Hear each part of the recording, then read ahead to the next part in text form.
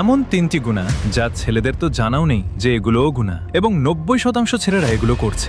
আপনি এই ভিডিওটি আপনার সকল বন্ধুদের সাথে শেয়ার করুন। যদি আপনার শেয়ারের কারণে একজনও এই গুনাহ ছেড়ে দেয়, তবে তার সওয়াব ইনশাআল্লাহ আপনিও পাবেন। 1. নিজের কাপড় টাকনুর নিচে রাখা। সেটা জিন্স হোক বা ট্রাউজার হোক, এটা হারাম। আল্লাহ রাসূল সাল্লাল্লাহু আলাইহি ওয়াসাল্লাম বলেছেন যে কিয়ামতের দিন আল্লাহ তাআলা 3 শ্রেণীর মানুষের দিকে তাকাবেনও না, এবং তাদের জন্য যন্ত্রণাদায়ক শাস্তি রয়েছে। তাদের মধ্যে একজন হলো যে টাকনুর নিচে কাপড় পরে, এমনকি নামাজের সময় এমন হলে আল্লাহ তাআলা তার নামাজও কবুল করেন না। 2. আপনি যদি শর্টস পরেন এবং তা আপনার হাঁটুর নিচে হয়, তবে কোনো সমস্যা নেই, কিন্তু যদি তা হাঁটুর উপরে হয় তবে তা গুনাহ হবে, কারণ ইসলামে পুরুষের সতর হাঁটু পর্যন্ত এবং সতর ঢেকে রাখা ফরজ। 3.